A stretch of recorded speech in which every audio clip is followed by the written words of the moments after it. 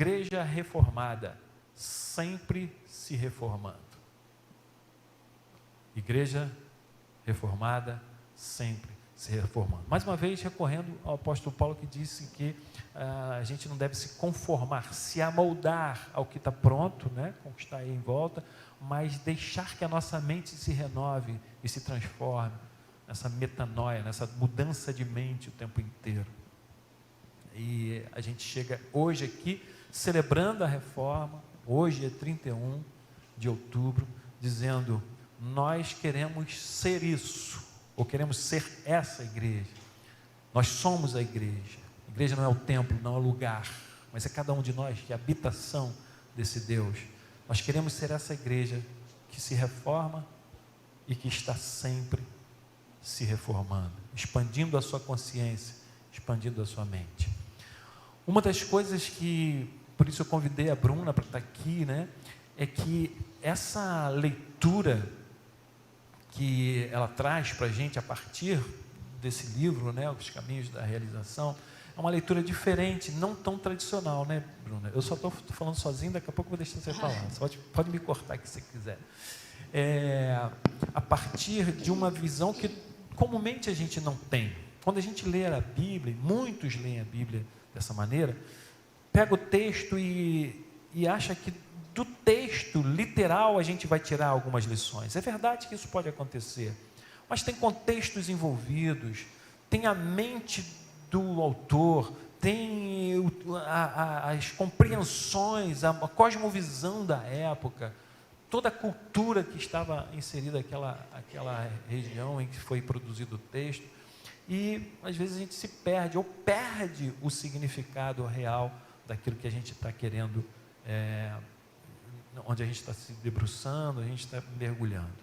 E uma visão muito legal do Jean Yves é essa leitura a partir dos arquétipos. E eu já começo aqui, Bruna, a dar para você, né, a palavra. Fala um pouquinho aqui dessa sua percepção, o que te motivou a trazer essa leitura para nós, ou esse viés, como é que você se engajou nisso, por que isso é tão importante para você? Bom, bom dia, né? Bom dia, igreja. Então, na verdade, a espiritualidade, né, mística, contemplativa, né, que é essa espiritualidade da busca e do mergulho interior, ela é uma espiritualidade que ela envolve uma experiência de Deus, né, uma busca de Deus em si mesmo, né? Então, a gente passou muito tempo buscando Deus sempre fora, né, além, e a gente entende que Deus é algo muito inacessível, muito distante, está lá no céu e a gente aqui na terra, né? Então, essa forma, né, na verdade, isso não é algo que eu trago, né, isso é o início da espiritualidade cristã no Oriente, começa dessa forma. Então, esses antigos, né, padres do deserto, terapeutas do deserto, que são esses cristãos que se reuniam lá bem no início, no primeiro século, quando a gente ainda não tinha a igreja institucionalizada, que foi lá depois de 300, né, 300 e pouco, 400 anos depois de Cristo. A gente está falando disso ali logo no início, né, próximo ali do deserto do Egito, nesse momento onde esses cristãos se reuniam. E eles tinham uma leitura, né, das Escrituras, primeiro porque a gente ainda não tinha os livros compilados, a gente ainda não tinha a Escritura como a gente conhece hoje, né? Então, essa leitura era uma leitura que eles diziam do inconsciente, uma representação simbólica do ser humano. Então, quando eles recebiam uma mensagem, né, essa mensagem era uma mensagem de representação humana, né, do que a gente pode falar do humano em si. Então, quando a gente olha o texto e entende que a letra, ela pode matar, ela pode reduzir, ela pode simplificar, né, alguma questão, a gente está falando disso, né, que é o Espírito, né, essa consciência de Deus que nos traz revelações, que nos traz um maior entendimento, né, do que a gente busca. E isso parte de uma experiência de Deus, né? Uma experiência que o indivíduo faz de Deus internamente, que foi o que Jesus fez. Por isso, no livro do Jean Yves, né, Caminhos da Realização, dos medos do eu ao mergulho no ser, a gente vai falar de Jesus como essa representação arquetípica, né? Ou seja, Jesus como uma representação do homem que encontra esse Deus em si mesmo, né? O arquétipo do Cristo, né? Esse arquétipo da síntese, é desse homem que sintetiza isso, né? Que une em si mesmo Deus e homem, né? O Pai, que se torna Pai, né? Esse Deus que era inacessível, que não podia ser mencionado, falado e tudo mais, e ele aproxima esse Deus. Então, eles se tornam um e nos convida a nos tornarmos um com Ele. Né? Muito legal você falar isso, assim, e eu estou me sentindo aqui um entrevistador agora, né? Quando você falou dessa maneira dos antigos lerem, né? O movimento lá dos pais do deserto, no segundo século já, tal, e maneira de olhar a espiritualidade dessa forma, essa maneira de ler o texto é muito, muito rico, né? E pode libertar a gente de algumas imagens, como falava no início aqui, de algumas imagens distorcidas até de Deus. Daí a letra mata, né? Porque aquilo que a gente compreende da letra pode nos dar até um caminho às avessas, né? Em vez de ir para um lado certo, você vai... Nesse sentido, Tomás de Aquino dizia lá, né? Eu temo o homem de um livro só, que se debruça dentro de uma leitura, de um texto, e diz que aquilo ali é a única verdade. A única verdade. E quanta verdade que a gente descobre dentro do texto, quando a gente sai dessa forma, né, e se abre para, por exemplo, esse tipo de leitura. Sem dúvida, porque na espiritualidade contemplativa, né, na teologia mística, por exemplo, a gente vai fazer essa experiência, por quê? Porque a gente entende que a mente não dá conta de explicar tudo isso, né? Ou seja, a gente pode pegar um texto, um exemplo básico, a gente pode pegar um texto e dar para cada indivíduo, né, olhar esse texto, e ele pode fazer uma interpretação de acordo com o seu viés, né, com aquilo que ele está lendo ali.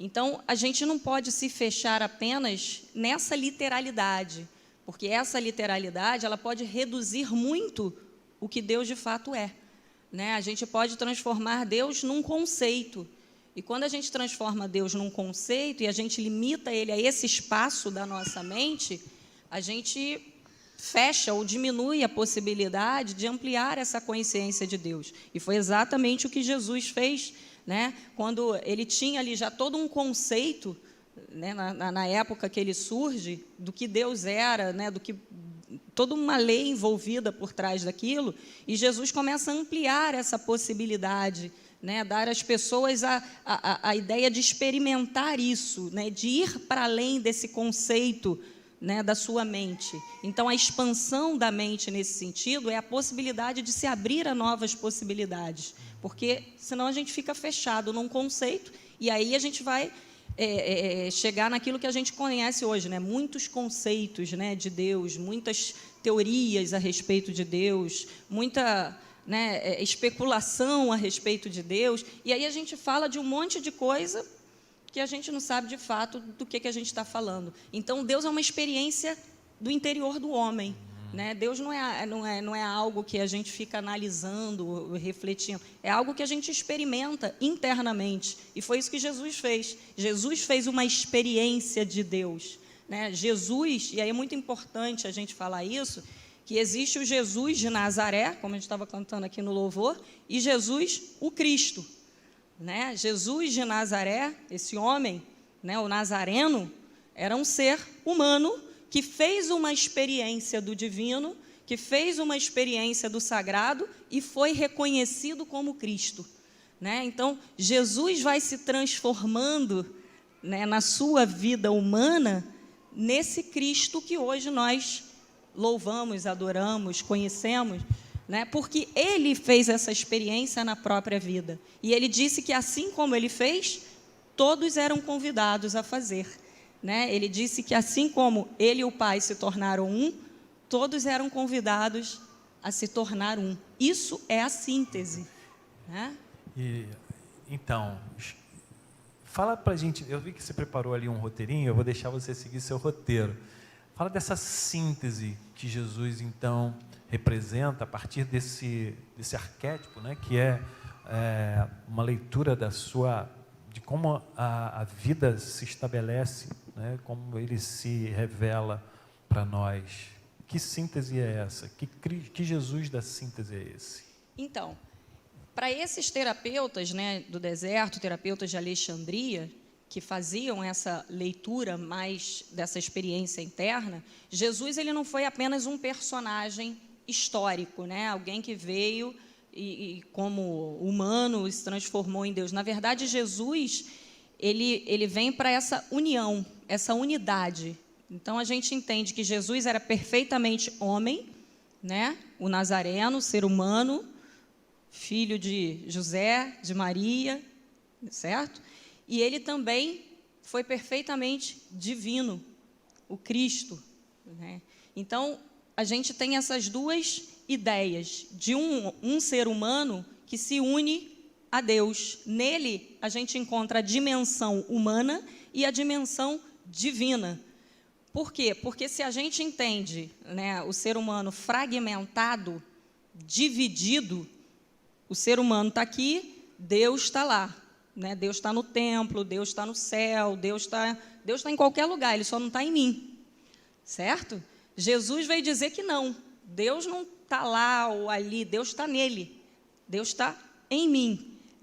O Pai e eu somos unidos. Então, Jesus vem trazer a unidade e tirar o ser humano da divisão, da fragmentação que ele estava. Então, essa unidade permite experimentar Deus na sua totalidade, né? E é isso que ele deixa para nós. Então, nós, hoje, nos tornamos o quê? A habitação desse Deus, Deus em nós. Isso é o que a espiritualidade contemplativa, né, a mística vai buscar. Deus não está lá, Deus está aqui. Porque quando eu paro para orar, eu estou imaginando Deus lá em cima, eu estou imaginando Deus no meu coração. Porque se Deus não estiver aqui em mim, qual é o sentido disso? Encontrar Deus um dia em algum lugar?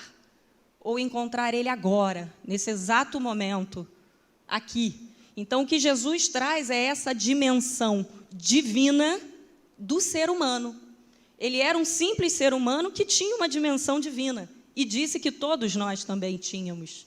Somos todos seres humanos com uma dimensão divina, sagrada, Deus em nós. Isso é a síntese. Quando o ser humano mergulha para encontrar essa dimensão divina em si mesmo, para encontrar essa parte sagrada em si mesmo, a gente vai caminhar para aquilo, né? Até que, se eu não me engano, é Efésios, deixa eu ver se eu anotei aqui, que vai dizer até que todos atinjam a plenitude de Cristo, a boa estatura. Então, como que a gente atinge essa plenitude, essa estatura, se a gente não mergulha para encontrar Deus em si mesmo, né? Se somos habitação. Então, a síntese é esse convite à unidade, é esse convite a encontrar o sagrado em nós. Inclusive, tem um texto do Jean Yves que eu gosto, uma frase do Jean Yves que eu gosto muito, que ele vai dizer: a consciência de Deus, né, a consciência divina, toma corpo para que o corpo tome consciência. A consciência toma corpo para que o corpo tome consciência. Deus se manifesta no Cristo, em Jesus, que se torna o Cristo, para que o humano se torne consciente desse ser que é. E qual é o grande desafio do ser humano? Nos esquecemos do ser que somos. Nos esquecemos dessa essência que somos, dessa essência sagrada, dessa criação, imagem perfeita. Então, nos afastamos, vamos nos olhando cada vez mais diminuídos, cada vez mais distantes de Deus, afastados. E aí precisamos de alguém que nos aproxime dele. Mas Ele está em nós. Só nós podemos nos aproximar, porque Ele está mais perto de nós, algumas tradições vão falar isso, do que a nossa própria veia jugular. Ele está aqui. Né? Como dizia Mestre Eckhart, ele está em casa, nós é que fomos passear. Não é isso? E parece, quando você fala isso, né, Bruno, a gente está falando de uma... lógico, o dualismo está posto, né? Essa coisa da tese, antítese e a síntese. E a gente vive nesse dualismo, nossa cultura é assim, né? Como isso, para você, nos atrapalha na nossa espiritualidade?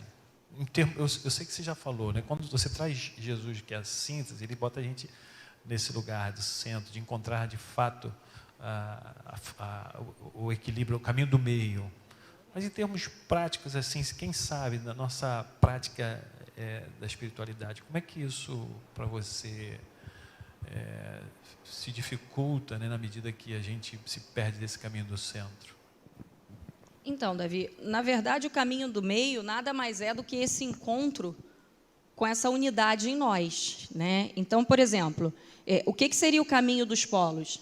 Deus lá e o ser humano aqui, coisas totalmente divididas e separadas, realidades muito distintas, uma dimensão totalmente separada da outra. A unidade é quando essas duas dimensões, humana e divina, se juntam, se unem.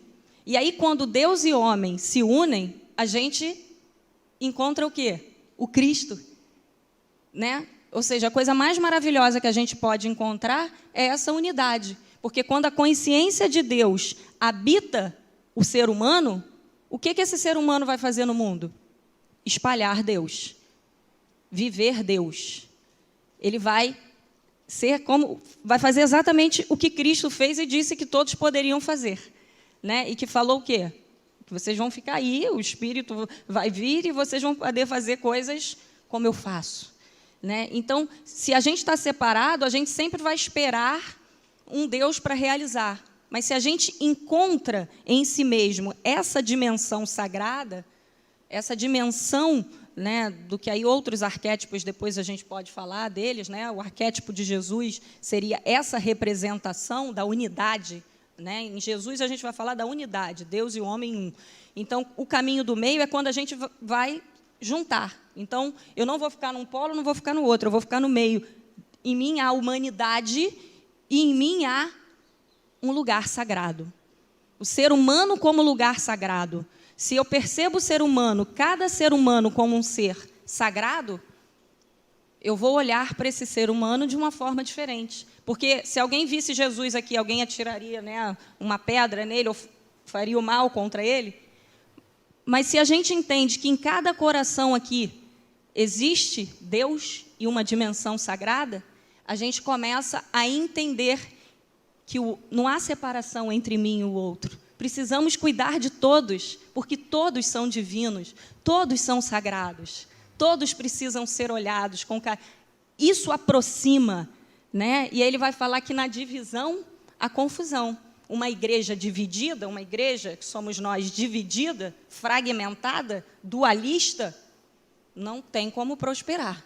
Mas uma igreja, nós unidos, aí sim há prosperidade no sentido de que há a salvação. Legal.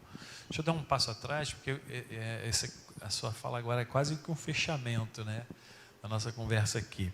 Você falou dos arquétipos, que existem outros arquétipos, e nesse livro a gente trabalhou alguns, né? Você poderia lembrar de alguns ali, Judas, Pedro, Maria Madalena, para exemplificar porque os arquétipos, eles mostram o que desses ou dessas personagens a gente carrega dentro da gente, não é isso? É isso.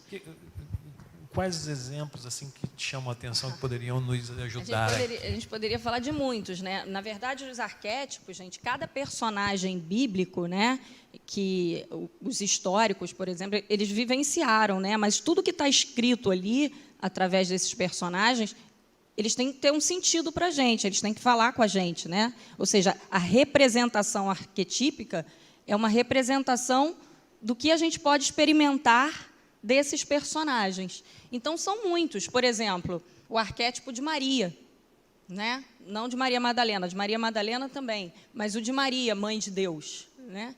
Ou seja, o arquétipo de Maria nada mais é do que essa representação de um ser humano que abre o coração, que se abre para Deus. E todo ser humano que abre o coração para Deus pode gerar Deus no mundo.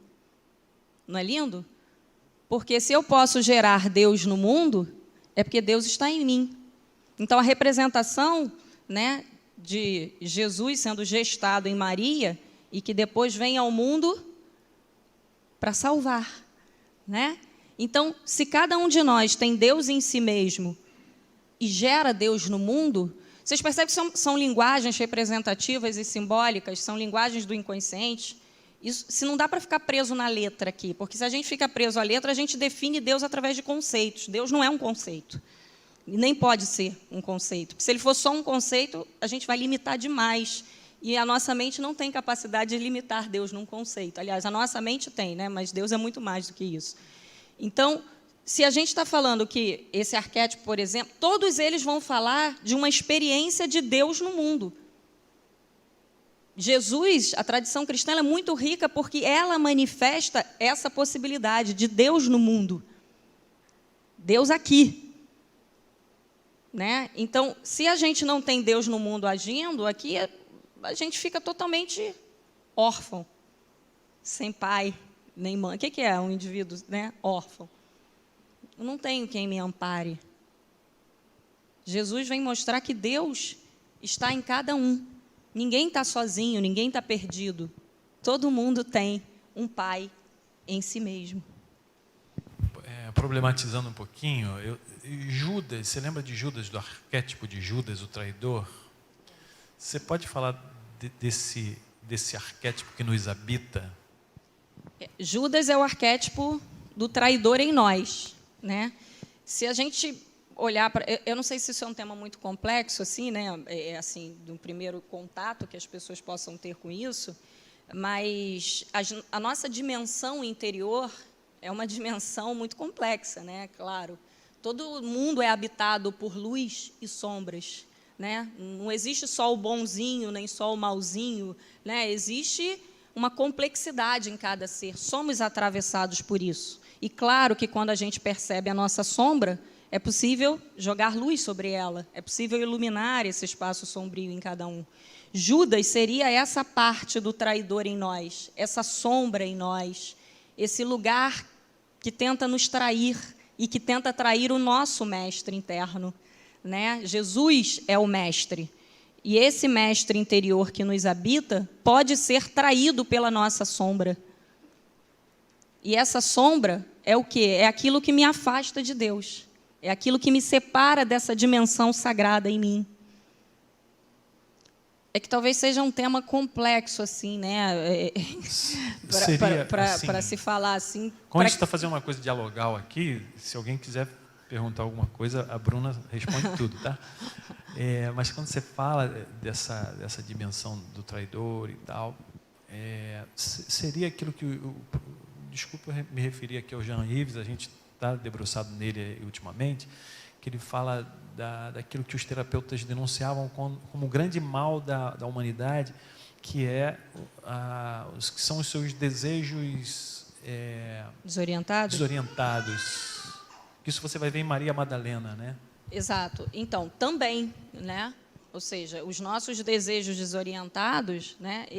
Eles vão buscar essa satisfação desse lugar que só pode ser preenchido por Deus em coisas externas, que foi o que Maria Madalena, o arquétipo de Maria Madalena, que vai fazer o quê? A mulher dos desejos desorientados. Ela vai buscar essa satisfação dessa falta e desse vazio interno em muitas coisas, né? No caso, poderia ser em muitos homens e muitos parceiros, no caso de Maria Madalena, né?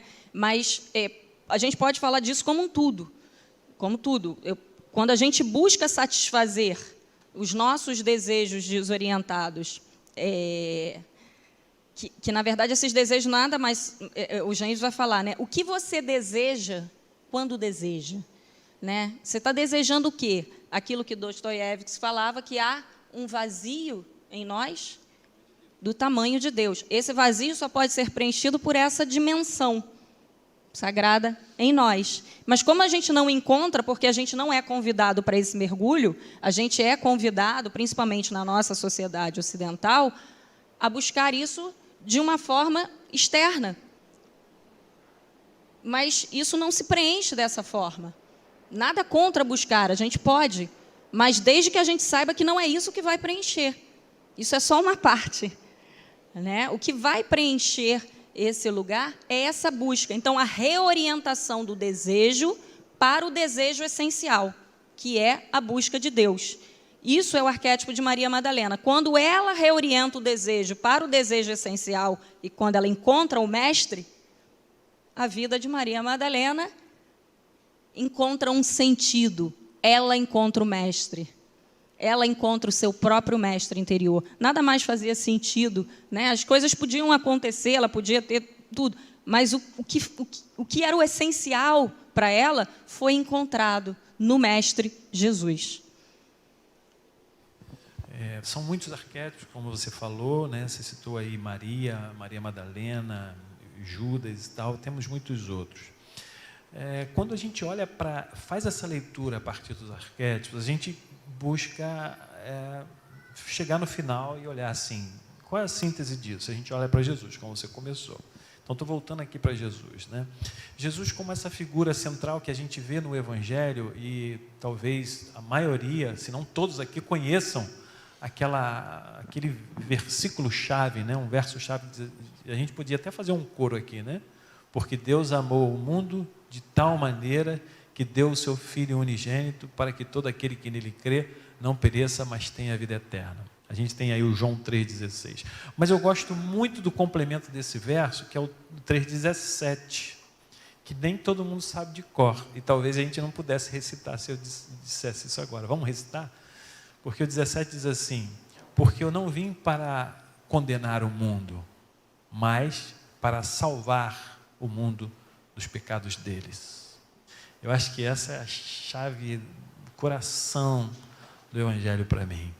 Que me parece que quais são os pecados deles, senão essa confusão, essa falta de síntese.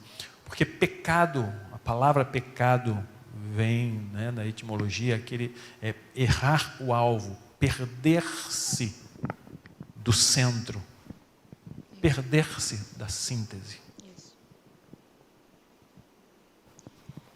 Então, o pecado nada mais é do que quando eu me afasto dessa dimensão, né? A gente vai entender pecado, da forma literal das Escrituras, do total afastamento de Deus, né? Ou seja, quando eu estou totalmente distante, afastado, longe, em sombra, em profunda escuridão, eu estou perdido, sem salvação. Eu estou em pecado. Totalmente, ou seja, se o alvo era esse, eu estou lá do outro lado, né? Eu estou afastado. E o que seria a salvação? Seria acertar o alvo. Esse alvo em nós, esse reconhecimento de Deus em nós. Então, Jesus traz salvação exatamente porque Ele mostra o caminho. O caminho é o centro. O caminho é Deus em nós. Eu sou o caminho, a verdade. Eu sou o caminho, né? Então, Ele mostra o caminho. O caminho é reconhecer Deus em si mesmo. O caminho é você mergulhar em si mesmo e encontrar a sua dimensão sagrada, a sua dimensão divina, o seu paraíso perdido. É retornar ao Éden que você é. Esse é o caminho da salvação. E isso a gente não encontra do lado de fora. Isso a gente só encontra no coração humano. E aí, quando o coração humano está cheio disso, ele vai transbordar isso.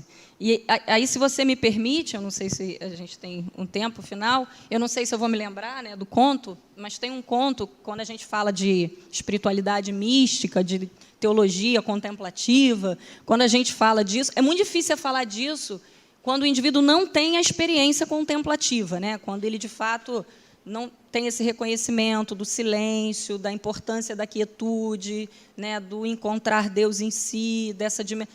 É muito difícil, porque a gente está aqui tentando fazer uma reflexão com a mente, né? A gente está aqui...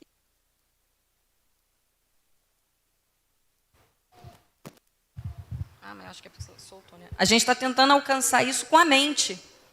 E às vezes a mente não dá conta de alcançar isso. Então, de fato, é uma experiência. E aí tem um conto, Davi e igreja, que eu acho muito interessante, de um teólogo contemplativo, que eu gosto muito, e ele vai falar que um dia um discípulo chegou perto de um sábio e falou: o que vocês tanto falam desse negócio de experimentar Deus? O que é isso? O que é experimentar Deus? E aí o mestre, né, o sábio, falou para ele: experimentar Deus é cheirar Deus. Ou seja, o discípulo continuou na mesma, né? Ele não entendeu nada. E ele cheirar Deus, aí ele contou para ele uma parábola e disse assim: um indivíduo recebeu um vidrinho, né, uma garrafinha, ele recebeu um presente com a presença de Deus. Nesse vidrinho continha a graça de Deus. A presença estava ali dentro desse vidrinho. E ele deu a uma pessoa. Essa pessoa ficou tão extasiada com aquele presente: caramba, eu tenho Deus na minha mão. Que ele correu, fez uma correntinha de ouro e pendurou a garrafinha, o vidrinho, no seu pescoço. E ele andava para baixo e para cima com aquela garrafinha. Ele transformou num amuleto que andava ali com ele. E aí uma segunda pessoa recebeu o mesmo presente. E aí, o que ele fez? Ele ficou tão extasiado: caramba, eu tenho a presença de Deus, a graça de Deus aqui. Ele correu para casa, preparou um altar, ornamentou todo o altar e colocou a sua garrafinha. E todos os dias ele ia lá, olhar para a garrafinha, olhar para Deus, e ficava lá. Ele transformou Deus e colocou ele num ícone, num altar. E aí, o terceiro indivíduo recebeu a mesma garrafinha, o mesmo presente. E aí, essa era uma mente diferente, né? Você vê que todo mundo recebeu o mesmo presente, cada um estava fazendo uma coisa.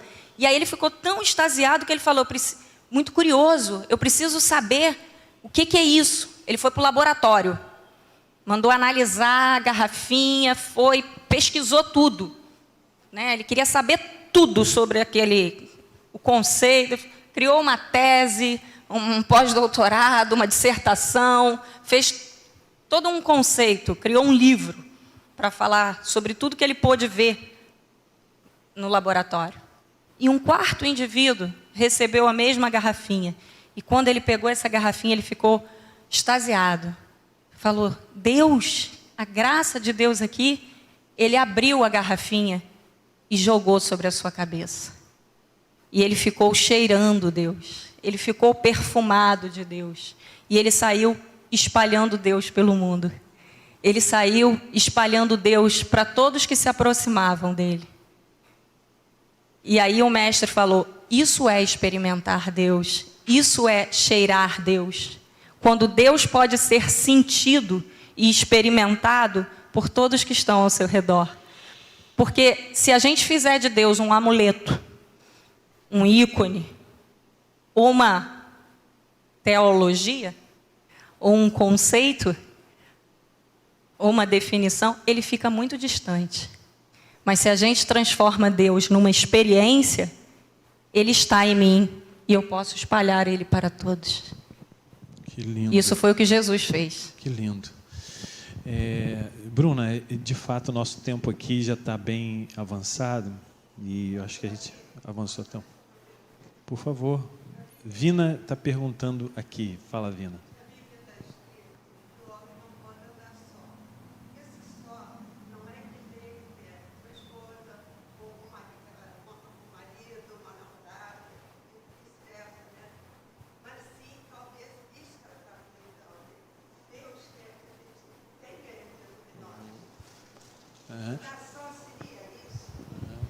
Aqui nós temos duas leituras. Uma é... Fala qual é a pergunta para o pessoal de casa.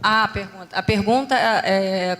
Como é que eu vou reproduzir a pergunta? A pergunta é, quando Deus fala na Bíblia que não é bom que o homem ande só, né, sozinho, seria... O sozinho aqui, então, não seria literalmente com outras pessoas, mas sozinho sem Deus. E aqui nós temos duas respostas, né?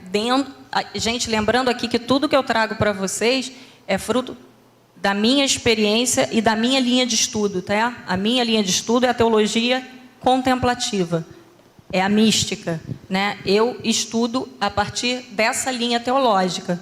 Então, eu não estou dizendo que não existam outras, existe, e ela faz sentido para cada indivíduo, claro, óbvio, né? Então, não estou desconstruindo a teologia de ninguém, né? Eu só estou falando da linha teológica que que mais me alcança, né? Então, dentro dessa linha, esse outro, primeiro é o outro Deus, né? Porque se Deus está em mim, mas eu não reconheço Ele em mim, eu estou sempre sozinho. E aí eu estou sempre precisando, obviamente, de muita gente para cobrir esse vazio do tamanho de Deus. Mas que ninguém pode suprir e cobrir, né? Porque é melhor que eu esteja inteiro para compartilhar com o outro do que porque se eu tiver fragmentado, eu vou querer que o outro supra as minhas necessidades. Tá faltando algo em mim e o outro vai ter que preencher. Mas se eu tiver inteiro, o outro vai somar comigo. Então, né, tudo que eu tenho ao meu redor, aí vale a pena lembrar que então a ideia de comunidade é muito importante demais, porque aí são várias pessoas comungando dessa mesma inteireza, né? A palavra inteireza é muito boa por isso, né? Não uma comunidade onde eu vou sugar o outro, né? Mas eu vou compartilhar com o partilha, uma ideia de partilha. Então, primeiro eu preciso reconhecer esse Deus em mim, encontrar esse vazio que só pode ser preenchido por esse divino e esse sagrado, porque todo ser humano tem essa dimensão, todo. Não existe ser humano sem a dimensão divina, né? O homem, de acordo com o escrito da criação, né?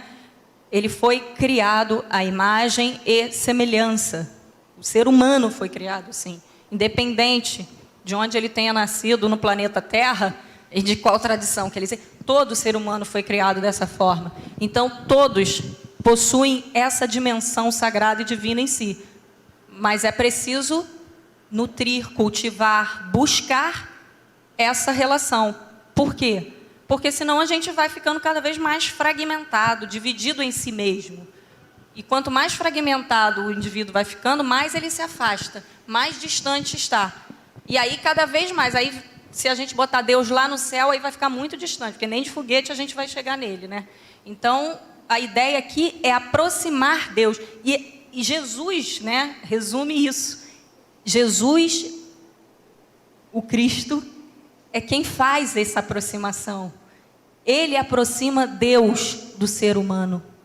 Ele traz Deus lá de cima e coloca Deus aqui, em nós. Se Jesus mostrou um caminho, esse é o caminho. O caminho é Deus em nós. Foi isso que Jesus fez, aproximou Deus de nós. E é isso que Ele espera de nós, que a gente continue aproximando Deus em nós e em todos. Eu poderia dizer um amém aqui, e digo amém. Acho que você fecha a nossa reflexão com esse conselho para nós, né, que toda vez que alguém vem aqui para falar alguma coisa, a gente está recebendo um conselho. E lá no fundo a gente está dizendo assim, o que eu vou fazer com isso? O que eu vou fazer com isso que ela disse, com o que ele disse? E eu talvez, Bruna, pegasse aqui a sua historinha, a sua... Não é minha não, tá? Fábula, né? O conto que você trouxe para dizer, será que esse não é o grande desejo de Deus para mim e para você? Que a gente olhe para aquilo que Jesus trouxe e diz assim, encarna Deus na sua vida, recebe Ele aí onde você está. Não faz dele um frasquinho que fica pendurado no teu pescoço, um amuleto. Não faz dele um ídolo. Não faz dele uma tese. Não se ocupa de Deus só com a cabeça. Se ocupa dele também com o seu ser, com o seu coração. Não busque conhecer Deus somente. Busque ter o perfume dele. Porque Ele está aí, dentro de mim, dentro de você. Eu, antes de te dar a palavra para você fechar, Bruna, aqui eu fecharia dessa maneira, com uma bênção, com uma oração. Que essa semana, que hoje, aqui agora, que essa semana seja uma semana de muito perfume na sua vida. Que eu e você possamos de fato cheirar Deus. Que a gente descubra que esse perfume não está lá fora. Ele está aqui dentro. Que Jesus mostra isso para nós. E que a gente pode experimentar isso. Não esperar por ninguém. Pode fazer isso agora. Pode fazer isso a hora que você quiser. Esse perfume está aí dentro de mim, está dentro de você. Esse é o bom perfume de Cristo, né? Esse bom perfume de Cristo, sempre muito falado nas igrejas protestantes, que a gente nunca entendeu que perfume é esse, né? É esse perfume. Então, se existe uma beleza na espiritualidade contemplativa, essa beleza é que Deus está profundamente próximo. E é por isso que Jesus chamou ele de Pai, Paizinho, muito perto dele, está muito perto de nós. A gente só precisa reconhecer, a gente só precisa olhar. Mas numa sociedade tão ocupada como a nossa, tão corrida, tanta atividade, né, a gente tem para fazer o dia inteiro, né? Todo mundo tão ocupado de coisa que não dá nem tempo de cadê Deus? Aí a gente precisa, num domingo, no final de semana, ir encontrar com Ele, porque Ele está todo dia com a gente, mas a gente não pode perceber porque a gente está muito ocupado. Mas Ele está com a gente todo dia, todo tempo, todo momento. E se a gente puder reconhecê-lo diariamente em nossa vida, isso é uma grande coisa. Alguns minutinhos de silêncio por dia para reconhecer esse Deus que não está aqui, não está no altar. O altar que Ele está é o nosso coração. E a gente pode encontrá-lo nesse lugar sagrado. O coração é o solo sagrado. O coração é o lugar sagrado de Deus. E é por isso que a gente não gosta de, ou não deveria gostar, ninguém gosta de ter o seu coração ferido, né? Nem de ferir o coração do outro, porque Deus habita em cada coração, esse é o altar divino de cada um. Então é muito importante cultivar esse altar. Se eu puder resumir toda a minha fala, essa é a síntese, essa é a unidade. Encontrar Deus no solo sagrado do seu coração. Diariamente, todos os dias, não só aqui.